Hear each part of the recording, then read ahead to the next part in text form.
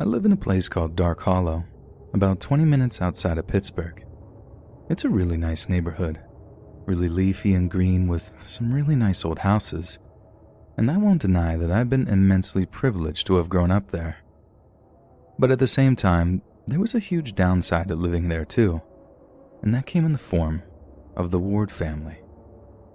The Wards were an absolute nightmare to live near to, and they made pretty much every other family's lives unbearable at some point for a variety of different reasons. Individually, they were bad enough, but collectively, they were like a horror movie level of nightmarish.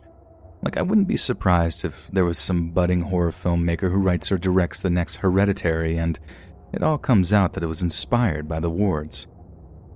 The patriarch of the family was named Winston, or Win for short, but being one of Win's neighbors was nothing short of a serious loss. Now, for reference, I had most of my encounters with Win when I was a teenager, and being a girl, Win always took a certain liking to me that he just didn't show to other people. He was always sickeningly polite with me, the kind of polite that verged on weirdly flirtatious.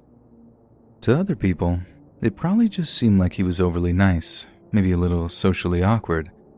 But being alone with Win or in situations where there weren't close observers, that was a different situation entirely. There were a handful of occasions where I caught Win looking at me in a way that made my skin crawl. He had a hunger in his eyes, like this beastly, ravenous look, like he wanted to eat me alive. His eyes would glaze over and his lips would curl up ever so slightly in this horrifically perverted way that always made me feel stupidly uncomfortable. There was one time when I bumped into him in a convenience store near to downtown Pittsburgh. After he said hi and made a little small talk, he seemed to follow me around the store for a little while. He acted all innocent, making out like he was just browsing stuff in the aisles, but at some point, he got way too close to me. I think I was just too nervous to actually do anything about it. I didn't want to make a scene or cause any unnecessary conflict. After all, what would I tell people? Mr. Ward stood near me in a store? Anyways, when he was standing close to me, I heard him sniffing the air, like taking these big inhalations of breath through his nose, almost like he was trying to smell me. I couldn't walk away fast enough, and in the end, I left the store without even picking up what I went in there to buy. Like I said, he was overly nice to girls and women, but an absolute monster to any boys or men who happened to catch him in the wrong mood. He once ran out of the house with a baseball bat when my big brother used their driveway to turn around once. And the way he told it, if he hadn't driven away as fast as he could, Mr. Ward probably would have done some damage to his car. Then there was his wife, Maggie. Maggie always wore way too much makeup. I mean, so much it looked really jarring, and she plucked her eyebrows really thin.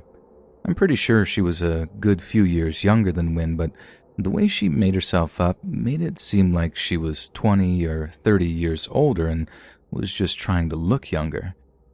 Maggie was famous for sitting out on their porch and knitting, which I think contributed to the whole old person vibe she gave off. Only she didn't really ever seem to be knitting anything. I remember walking our dog around the neighborhood and getting a look at the tangled mess of yarn she just seemed to be poking needles into. It was like a lime green spider web, just a tangle of thread she stared at like she was in some kind of trance.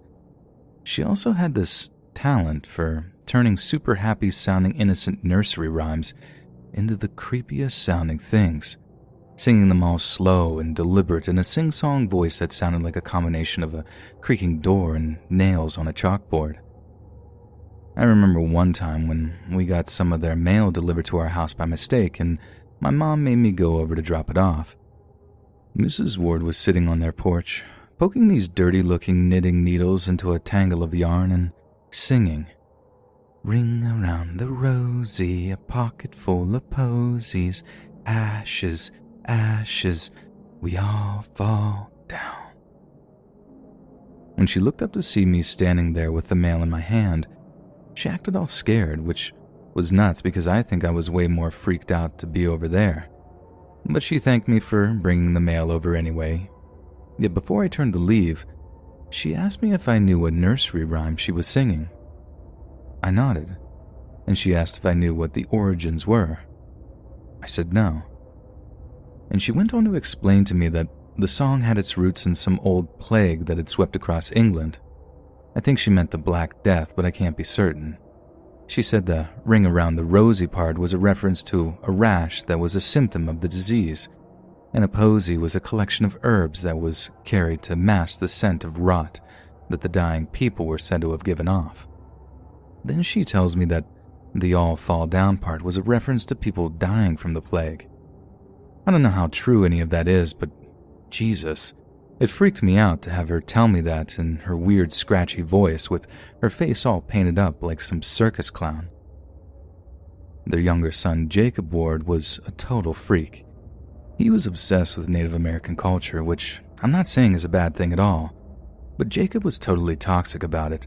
It was rare that you'd see that kid and he didn't have his face painted or have this grim homemade headdress on or whatever. He also liked to run around with a bow and arrow that his parents insisted was totally harmless and used those cartoony sucker-tip arrows. But there are a lot of people, myself included, that swear that they'd seen him using actual sharp-tip arrows on a handful of occasions. He'd aim them at you, pull the drawstring back to the point that you'd actually run for cover, but he never seemed to fire any, and you could never catch him using them whenever there were any grown-ups around. They actually got a social worker called over at some point because a few people had seen Jacob walking around with dead squirrels or pigeons. I'm not sure if he'd shoot them himself with his bow and arrow or they were just roadkill or something, but it was alarmingly enough to enough people that they actually had a visit from someone. Although whether or not that actually came to anything, I don't know. Then finally, their older son was this kid named Johnny.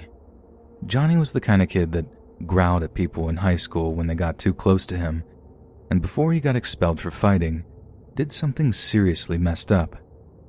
Apparently he asked this girl to go out on a date, some super pretty but super nerdy girl who happened to be his lab partner.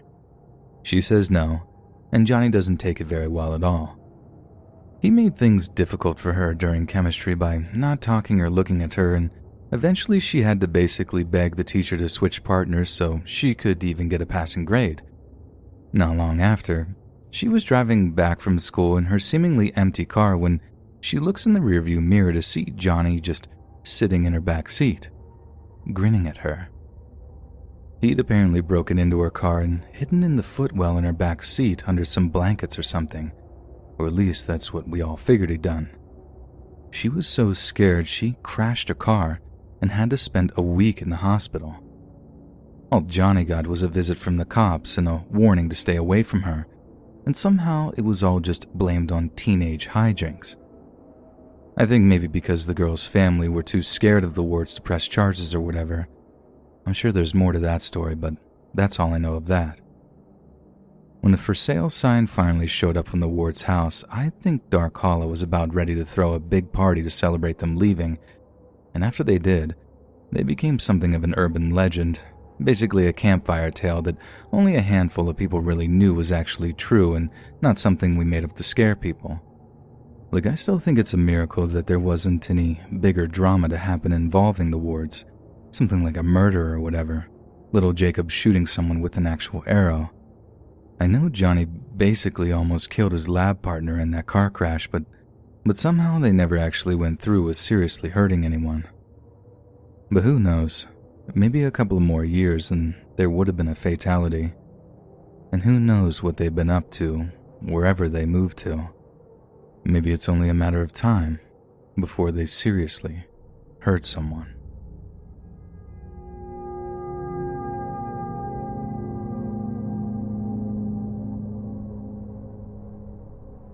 Before I moved across the country for college, I lived with my mom in Fresno, California.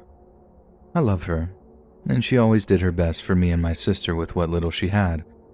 But I think she'd be the first to admit that we live in a terrible neighborhood, with little opportunity to improve our situation. But I guess that's just how life is when you're a teenage pregnancy with a father who just disappeared into thin air.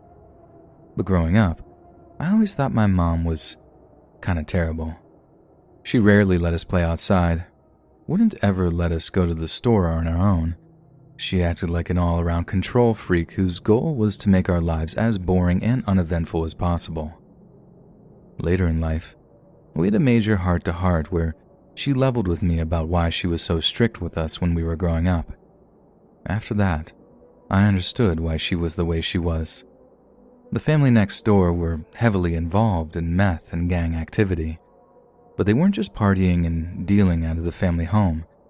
They were a group of seriously sadistic psychopaths who did things to the local community that could pretty fairly be described as pure evil. They got raided by the cops in the end, but not before they'd done some pretty irreparable damage to the neighborhood. And my mom opened up by telling me about one particular incident that had been the catalyst for her being so strict with us. Apparently, they used a little recruitment tactic on more than one occasion, one that involved inviting a young girl over to party before forcing her to smoke meth. They'd keep her there for days, just feeding her meth and loaning her out to partygoers. That's the least obscene way I can phrase it, but you get the idea. Then they'd threaten to tell her parents or tell the call the cops on her, some kind of blackmail method to keep them coming back and bringing their friends and siblings, etc. From what I understand, it was kind of a vicious cycle of brainwashing girls, which in turn attracted more guys, which then allowed them to sell considerably more meth since lewd activity was involved. My mom also said that more than once she saw two guys carrying unconscious people out to a car, throwing them in the back seat, then driving them away. And that on a couple of occasions, she saw missing posters for these people tacked up around the neighborhood. I asked her why she didn't go to the cops about the family, and she actually broke down crying. She said she was constantly terrified and had multiple encounters with the family members next door who told her that if the cops ever showed up, they'd make sure that she suffered. She told me that they once warned her that they were heavily armed, had all kinds of automatic weapons inside their place, and that if the cops ever came, they'd rather all die in a shootout than be taken alive. Apparently, they laughed about how they had guns so powerful that they'd rip through the neighborhood, and that our family would probably die in the crossfire or something. That was something that absolutely terrified her. We were all she had in the world, and she wanted to protect us at all costs, so the idea of us losing our lives to some horrific drug-fueled shootout, it was unimaginable. My mom was a quarter Mexican too, and she knew a few things about something called Santa Muerte, a kind of pagan figure that some Mexican people worship as like a personification of death. She said she could sometimes hear people in the backyard of the meth house invoking her name, possibly even making sacrifices since she heard chickens squawking and goats bleating. And according to her, a lot of people who worshipped Santa Muerte were connected with Mexican cartels and were not to be messed with. She didn't want to take the chance. It took her years before she was able to afford to move, and by that time, I was a sophomore. But I can't even describe the relief I felt when I heard she was moving away from Fresno with my little sister. For the first time in years, I was actually excited about going home to visit. We were finally away from that psycho family of meth-addicted, death worshippers.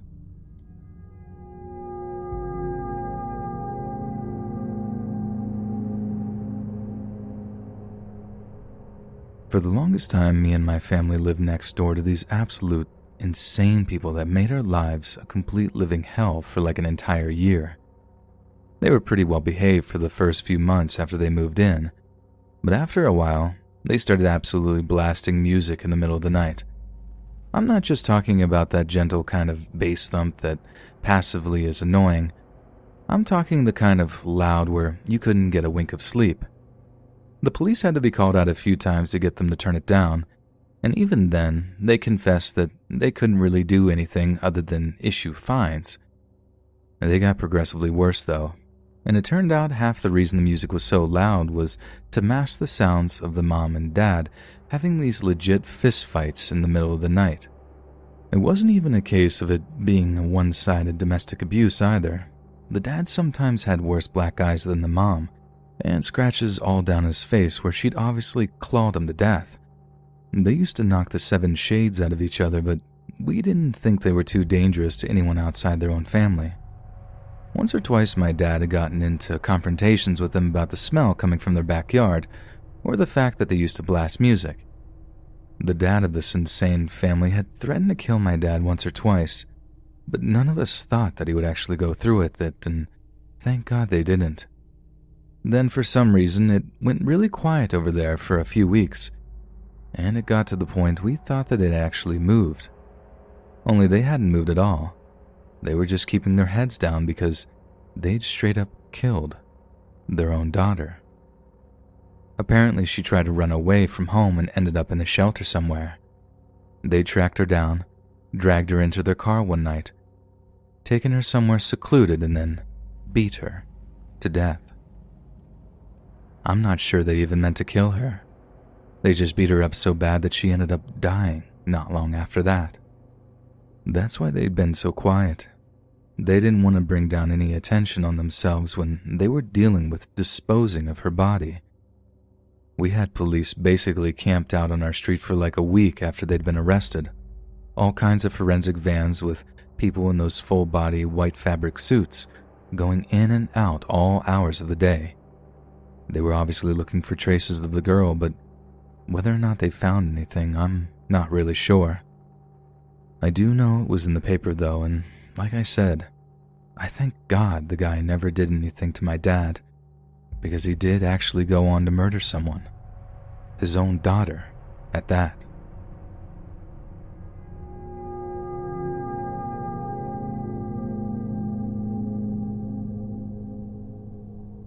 I feel like every neighborhood has a family of absolute psychos. Almost everyone I've spoken to about this sort of thing seems to remember one group of absolute wrong-uns, be it from their childhoods or from their current lives. And if there's one thing I've learned from their collective memories and stories, it's that whenever there's a family like that around, it's only a matter of time before something comes to a head, or something finally boils over. And that's exactly what happened with this insane family that lived in my neighborhood when I was a kid. Only the thing is, most of the people I've spoken to said the breaking point came when some kind of family argument or confrontation with neighbors spilled out into the streets outside. Police were called, arrests were made, usually a for sale sign or two went up in the aftermath. But I almost wish my story was that simple, or ended that relatively amicably, because what happened in my case is something that haunts me to this day, with possibilities and ramifications that I find genuinely terrifying. I grew up in the 70s Britain, in a pretty small town in a place called Wiltshire. We were quite a small community, everyone knew everyone, and consequently, everyone knew everyone's business too. There was this one boy called Lewis, and he was the only child of the Prestige family.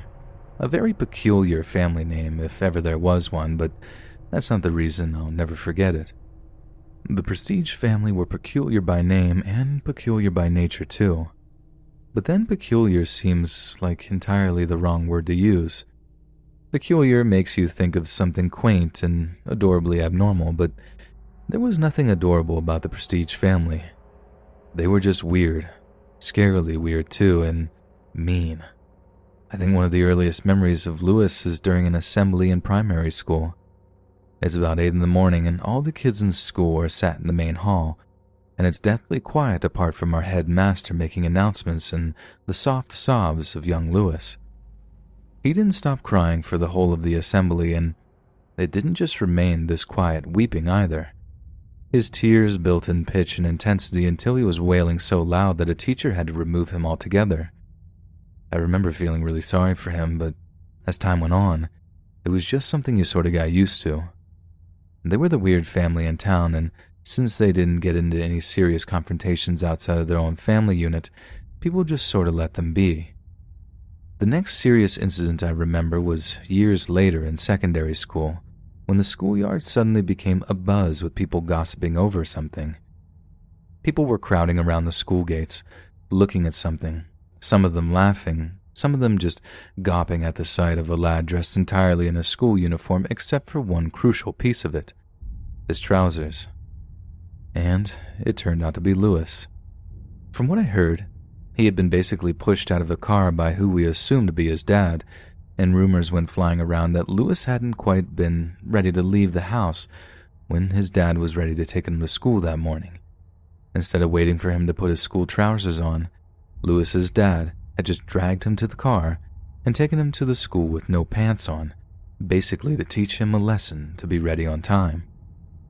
I'm not entirely sure how true that reasoning was, but I do know that I witnessed Lewis having to walk into school in nothing but his school jumper, his shoes, and his underwear with my own eyes.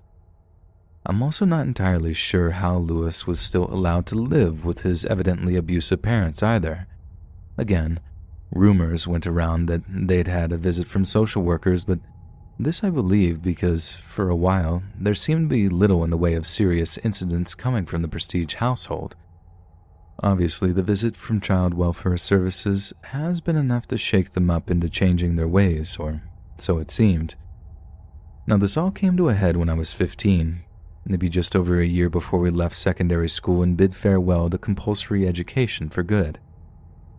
One morning, Lewis turns up to school in his own clothes, a pair of pumps and a colorful jumper. He gets pulled aside by a teacher who, I think at that point, was well aware of the situation at home, and Lewis says something quietly to him before the pair of them disappear into the building which housed the main office. The next thing I know is that, apart from the shoes he was wearing, Lewis has an entirely new school uniform. New blazer, new tie, new jumper, everything. And from that day on, he seemed like almost an entirely new person. He didn't get dropped off at school by his parents anymore. He seemed more confident and open, more talkative with the other kids. He even started playing football with us at lunchtimes, something he'd never done before. We actually got quite pally with him for a while, and on more than one occasion he invited us back home with him to play. We politely declined, of course, thinking of some made-up excuse not to have to go around the Prestige house, but still, things seemed to be making a vast improvement. Emphasis on seemed, though, because after a long bank holiday weekend, Lewis failed to turn up to school at all. This didn't have anyone talking about it too much. Kids were routinely off on the odd 1 or 2 days with illness, but Lewis went an entire week without showing up for school, and that really did get us talking. I don't know if it was because I was so young and naive, or I just didn't connect the dots, but I didn't think that there was any link between all the police activity around our town and Lewis not being in school. One Saturday afternoon, my mom and dad called me into the kitchen and asked me if I had been around to Lewis's house at all recently. I told them no, but that I'd been invited at one point, and when I said that, my mom gave my dad this look that seemed to be a weird mix of horror and relief, like I'd dodged a bullet or something. Not long after that, I got word through some friends of mine that there had been a brutal double murder in the town, that someone had been arrested for it too. Our little town barely had any crime at all. I think the most serious thing to happen for decades at that point was a car theft committed by some out-of-towner. So the idea that there had been a single murder, let alone 2, just set the town alight, and there was much speculation over who the killer was and how the killings had come about. Looking back now, I can see why the adults might want to shield us from the whole thing, and it was only a few years later that I actually realized why the police had made such an effort to keep the identity of the murderer a secret. It's like that when a murderer is under the age of 18. When they're a minor, their identity is kept secret for as long as is able. And that's only really possible with the media because it didn't take long before the residents of our town figured out what had happened, and it was bound to trickle down to us sooner or later. The reason Lewis's parents didn't seem to be around anymore, the reason he was so happy and confident and carefree, was because he had killed them. He'd finally rid himself of the people that made his life torture. I get that. But the fact that a kid killing their own parents could make them so happy, that's something I've never been able to truly understand. The horrible thing was looking back on the events later and sort of piecing together the puzzle. For example, the day he came to school in his own clothes was probably the morning he'd killed them. and since he'd gotten blood on his school uniform, he had to dispose of it. All the times he'd invited us back to his place to watch TV or play football, his parents would have been dead in the upstairs bedroom, assuming that's where he'd killed them. If we'd gone round, maybe we would have been able to smell them, or see flies buzzing around the bedroom door or something. We were all just one little spur of the moment yes from finding their bodies. Maybe if that was the case, then Lewis would have killed us, too.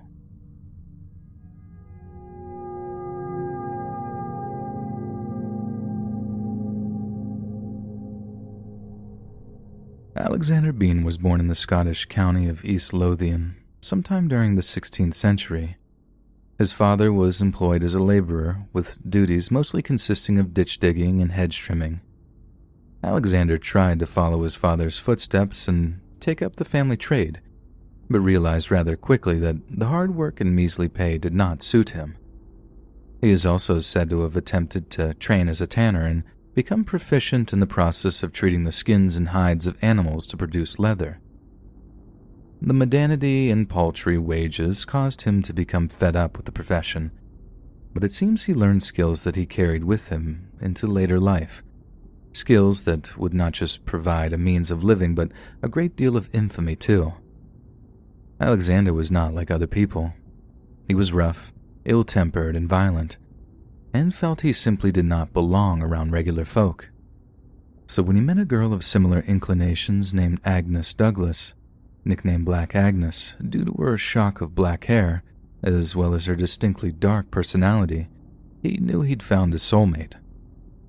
Alexander's mother and father strongly objected to their union, having heard rumors that Black Agnes practiced witchcraft, so they told their son that he would be forbidden from living in the family home with his new belle should they choose to wed. The couple then chose to elope, leaving East Lothian and traveling across the Scottish lowlands, moving from place to place and surviving on what little work each of them could find. But the couple quickly grew contemptuous of their employers, as well as the work they were doing, and one night they hatched a plan to earn some easy money. They lay in wait at a crossroads near to a tavern, ambushing, murdering, and robbing wary travelers as they trudged towards what they assumed to be a safe haven for the night. The couple's dark deeds then took an even darker turn, when at one point during a robbery and murder in Ayrshire, they decided on an easy way to cut their costs. Instead of using the money they stole from their victims to buy food, they would simply turn their victims into food by dragging their corpses before butchering and eating them. Alexander was used to dealing with the corpses of animals and found that human corpses were all too similar to the ones he'd worked with during his tanner training. After one such incident, Agnes and Alexander dragged off the body of their victim to a coastal cave in Benane Head between Gervin and Ballantrae. It was there they made a fire on which they roasted the poor soul's limbs, feasting on the flesh once it was properly cooked. The cave was almost 200 meters deep, and the couple discovered that during high tides, the entrance was almost completely blocked off to outsiders. They had managed to find themselves the perfect home, a subterranean lair from which they could launch raids into the nearby countryside, and one they could retreat to after their grisly crimes to avoid being apprehended by the law. The couple lived in the cave completely undiscovered for more than 25 years. Agnes and Alexander raised a family there, producing 8 sons and 6 daughters, who in turn birthed 18 grandsons and 14 granddaughters, all of which were products of interfamily breeding. What began as a small family grew into something that more resembled an actual clan, and as time went on, the Bean family turned their bloody work into an industry of robbery, murder, and cannibalism. They began to strip all remaining scraps of meat and organs from their victims, pickling the leftovers in barrels so they could more easily survive during the harsh Scottish winters. They also employed the rather shrewd strategy of tossing the skeletal remains of their quarry into the sea. The bones then would be washed up on beaches far from the coastal cave they called home, leading terrified villagers to believe that it was in fact animals that were attacking and eating travelers at completely different locations. effectively throwing them off the Bean family's scent altogether. Naturally, the frequent disappearances did not go unnoticed by the local villagers, but the Bean family remained hidden in their cave during the day and only ever ventured out under the cover of darkness to claim their victims. Their methods were so furtive that the villagers were completely unaware that there was a group of murderous cannibals living right under their noses. As the years went by, more and more villagers seemingly vanished from the face of the earth, and the more that did, the more the local population seemed to take note. Eventually, several organized searches were undertaken in an attempt to find those responsible for the vanishings. During one such search, it is said that a group of men noticed the coastal cave that the Bean family called home, but were unable to believe that anything human could survive in it, and thus failed to properly explore it. But if they had, they would have discovered horrors beyond their imagining. Unable to locate the culprits, the local townsfolk became incredibly frustrated and volatile in their quest for justice.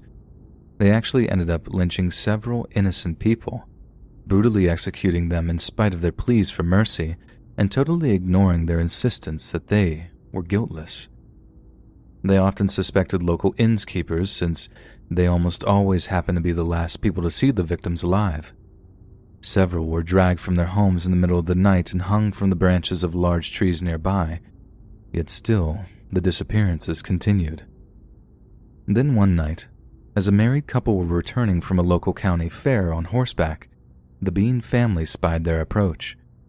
They ambushed the couple, dragging the wife from her mount and savaged her as she lay in the road. They then tried to do the same to the husband, but found he was not so easy to be overpowered. Little did they know, he was a former militiaman who was skilled in combat and carried a sword and pistol whenever he was out riding. The husband was able to hold off his attackers, but as he did so, he was forced to listen to the blood-curdling screams of his wife as the Bean family tore into her with knives and hatchets, carving her up while she was still alive.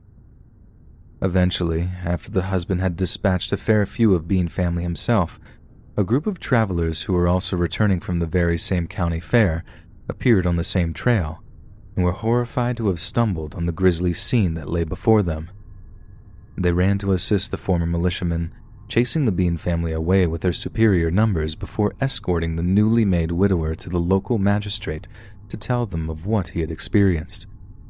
Upon hearing of the pure animal ferocity of the attack, and how the poor murdered wife of the former militiaman had been carved up and butchered while she was still alive, the magistrate seemed convinced that those responsible for the many disappearances over the years had finally been discovered. With local authorities sounding the call to arms, it wasn't long before none other than the Scottish king, James VI, heard of the horrifying atrocities. He subsequently made the decision to personally lead a search team of over 600 men and several bloodhounds on a quest to find and eradicate the Bean family once and for all. Using clothing from the bodies of the slain Bean family members, taken from the site of the recent county fair ambush, the bloodhounds were able to track a scent trail which led all the way back to the previously overlooked coastal cave at Benane Head. Using flaming torches to illuminate the cave's dark interior, the king's men found the Bean family surrounded by the spoils of their blood-soaked pillaging. Piles of stolen heirlooms, jewelry, clothing, and gold coins littered the ground around them, but what lined the walls of the cave made the king's men's blood turn to ice in their veins. Chunks of meat, human meat, hung to dry from ropes that were strung above their heads. Barrel after barrel was stuffed with picked human organ meat. The smell was enough to turn a man's stomach, but it wasn't nearly as disturbing as the inbred features of the clan that cowered before them. The majority of the family, mostly women and girls, were captured alive and without a fight, and were dragged wailing from the cave by the furious king's men. But many of the men and boys ran into the depths of the cave and refused to come out, barking out that they'd kill any man that tried to take them. Instead of risking their lives to root them out, the king's men placed gunpowder at the cave's entrance, blowing the opening sky high and ensuring that any that remained inside would surely suffocate. Those that were captured were initially taken to Tolbooth jail in Edinburgh, before being transferred to Leith or Glasgow. There, their captors were extremely disturbed by the family's lack of humanity, both in their physical appearance as well as in their morality. Seeing them as no better than animals, the king's men subjected the Bean family to summary executions, believing they were too inhuman to even warrant a proper trial. Alexander Bean, the family patriarch, was subjected to a terrible retribution for the crimes he had masterminded. The king's men cut off his private parts and burned them before his eyes, a visual metaphor that he would never again pass on his rotten seed. He then had his hands and feet severed and was made to bleed to death, a slow and painful end to a truly evil man. Yet as he died, he supposedly screamed out, "It isn't over. It will never be over," hinting that some of the family had actually survived the raid by the king's men. After this, Agnes and the rest of the women, along with a number of the Bean children, were tied to stakes and burned alive. There may have been some truth to Alexander's claims that some of his ilk had survived the raid, as in the nearby town of Girvan, there are those that speak of a woman who appeared among the populace not long after the raid of the Beans' coastal cave home.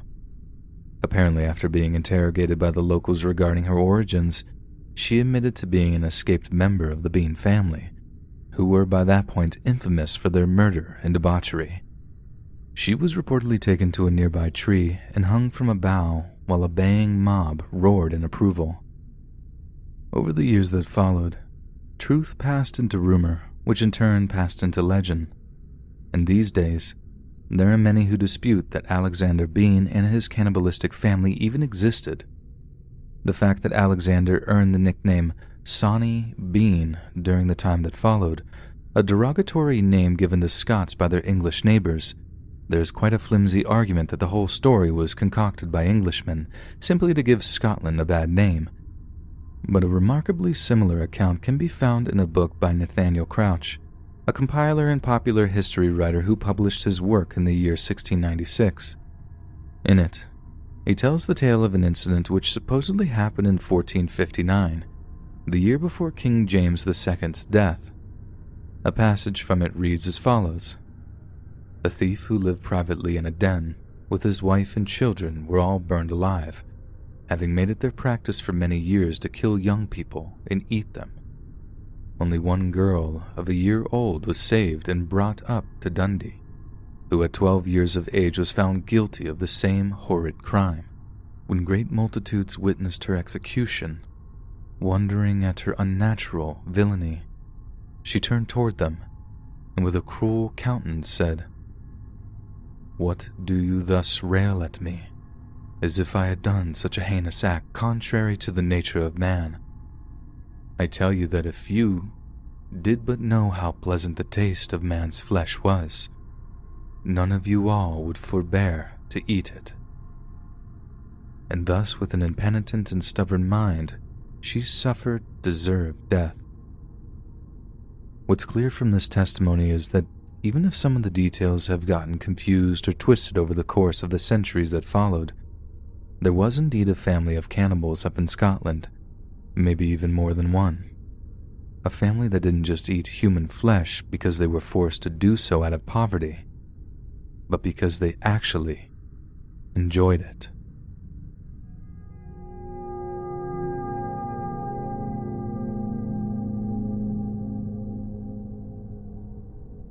"46-year-old Inessa Tarverdieva and her 35-year-old husband, Roman Podkopayev, led very comfortable lives.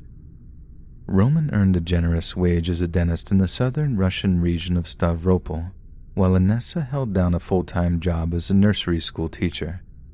Their combined income was considerably higher than most Russian households, and they made sure their 13-year-old daughter, Victoria, wanted for nothing. On the surface, they seemed as normal and well-adjusted as any other family, and often went on camping trips to the nearby area of Rostov. Yet while on these seemingly wholesome family outings, something dark and primal was driving the trio, along with two of their in-laws, to commit some of the vilest acts a human being is capable of. On February 17, 2008, in Oksai, a small town in the greater Rostov region, Inessa, Roman, and Victoria pulled up outside the home of Mikhail Zlidnev, head of the Information Security Department of the State Drug Control Service. With all the efficiency of a military raiding party, the family smashed their way into the house, quickly incapacitating Mikhail and his wife with shots from firearms they had concealed in their vehicle. Once they were downed and incapable of defending themselves, the family took their time butchering the couple with knives they carried, making sure that Mikhail was forced to watch as they carved up his beloved wife before finally finishing him off. The family then went about collecting trophies from the house, items that would serve as mementos of their first hunt together, including items of clothing and a television remote. The trio believed that such a horrendous act of violence might sate their desire to hunt and kill, and that afterward they could return to being pillars of their small Russian community. But the raid only fueled a bloodlust that would lead them to claim many more victims. It only took a few months before the family was baying for blood again, so once again they got on the road to Rostov for another one of their supposed camping trips. It was July 17th of 2008 when Alexei Sazonov and Julia Vasilyeva were traveling on a federal highway through Aksay district. It was a routine drive for them, right up until bullets began smashing through the windscreen of their vehicle. Alexei was killed almost instantly, and Julia was seriously wounded when their car veered off the highway and crashed into an embankment. All Julia could do was watch while dazed and bleeding as Roman, Inessa, and Victoria approached the car, wrenched open the doors, and took yet more trophies in the form of a purse, a driver's license, and a passport. Evidently, they wanted something to remember what their victims looked like, but in their haste to flee the scene, fearful that other motorists would catch them in the act, they neglected to finish Julia off. She turned out to be one of the few survivors of the murderous clan. Somehow, the Podkopayev family was able to wait an entire year before they felt the inclination to strike again. On July 8, 2009, Paratrooper Lieutenant Colonel Dmitry Chudakov was sitting in a parked car on the shoulder of a stretch of highway, along with his wife, their 11-year-old daughter, and 7-year-old son. They were on their way back from a family holiday and had stopped briefly to rest before continuing their journey. Dmitry was awoken when a fearful cry from his wife had him opening his eyes to see Inessa approaching their car. She was shouldering a powerful semi-automatic shotgun and pointing the barrel directly at the car's windscreen. Dmitry was no stranger to violence and immediately reacted, trying to gun the car's engine and get his family out of there. But no one can move faster than a bullet, and as Inessa pulled the trigger over and over again, scores of shotgun pellets ripped through the glass and tore through Dmitry's body, as well as that of his wife and small son. 11-year-old Veronica was the only one left alive. She had been sat behind her father, and his body had absorbed most of the shotgun's blasts, leaving her with only scrapes and nicks from the ricochets and flying glass. But she was also completely and utterly shell-shocked from the sudden eruption of violence, and barely fought back as Roman and Victoria dragged her from the back seat, plunging a knife into her almost 40 times to extinguish her young life. Once the entire Chudakov family was dead at the roadside, the Podokopayevs looted their belongings, stealing an expensive laptop, a hairdryer, and a digital camera. It should be noted that they happened across almost $1,500 worth of gold jewelry in the Chodakovs' luggage, but neglected to take it. They were killing purely for sport, not for any kind of financial gain. This is entirely at odds with the Russian media's description of them as bandits, as they were not robbers who just so happened to kill to make their tasks easier. They were murderous psychopaths, killing for the sake of killing. The fact that Dmitry Chudakov was a high-ranking officer in Russia's elite VDV paratroopers made this particular set of murders front-page news all over Russia, and the authorities were desperate to quickly find the perpetrator. This led to a completely innocent man named Alexei Sarenko being falsely accused and convicted of the murders, which ended up with him spending 2 years in prison. The only evidence levied against him was the hastily gathered results of the ballistic examination, and as the owner of a similar kind of semi-automatic shotgun. Alexei was erroneously branded as the Chudakov's murderer. Alexei was also accused of killing 3 other people in the same area based on the same ballistics evidence, but after further examination, he was cleared and released from prison, with the Russian government only offering him meager compensation. The following year, the Podkopayev family planned another bloody attack, and this seems to be the first that was motivated by actual financial gain. Anessa was aware that the family of her goddaughter were in possession of a number of high-tech firearms, as well as a considerable amount of cash, both of which could be used to carry on their campaign of rapacious terror. The Podkopayevs drove out to the home of their prospective victims under cover of darkness, lying in wait for them to come home from eating dinner at a nearby restaurant. Yet the only 2 people to return home after quite some time were the family's 2 daughters, one of which was just 12 years old. Both girls were grabbed up, held down, and tortured in order to force them to reveal the location of both the weapons and the stash.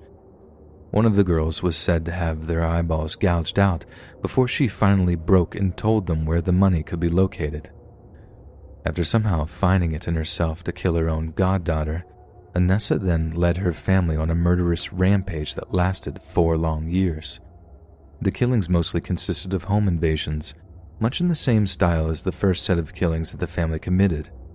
But during that time frame, the Podkopayevs also developed a new style of attack, one of which they would ambush those who responded to burglar alarms that they had deliberately set off.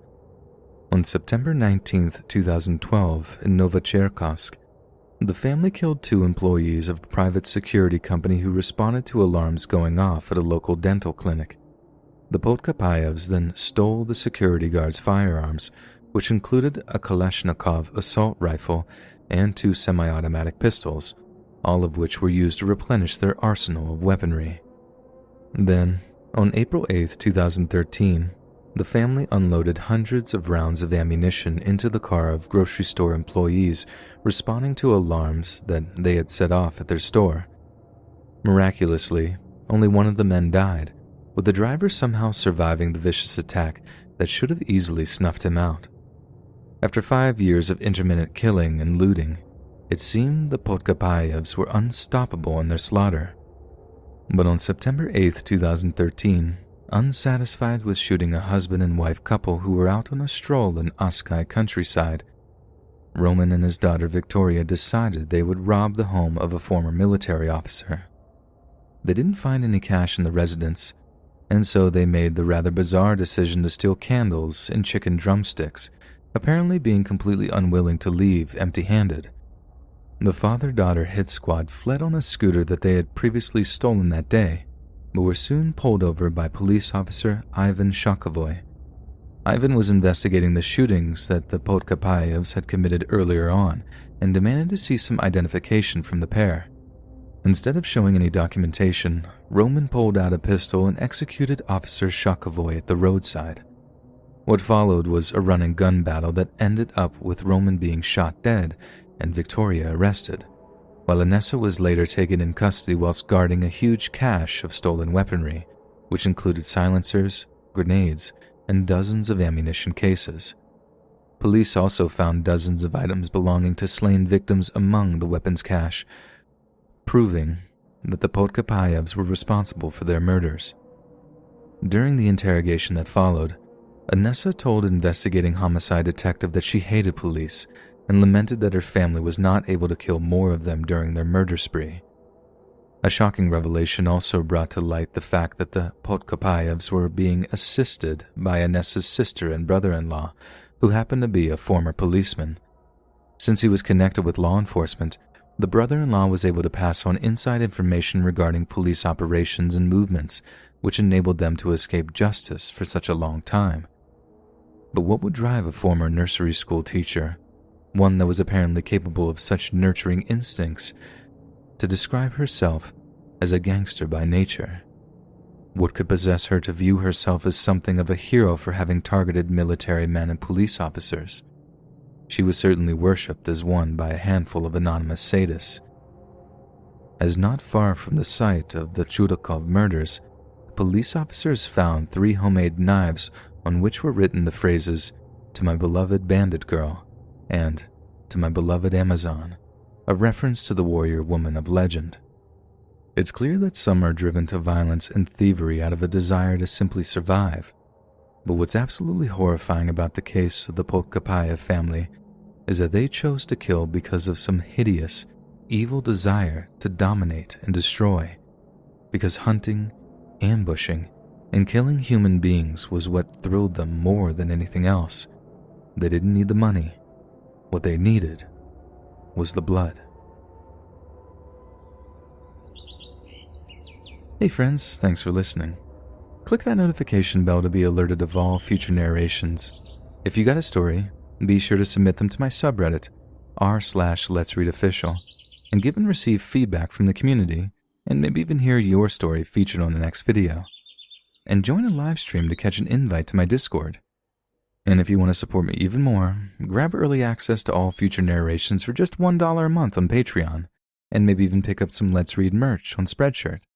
And check out the Let's Read podcast, where you can hear all these stories in long compilation form and save huge on data, located anywhere you listen to podcasts.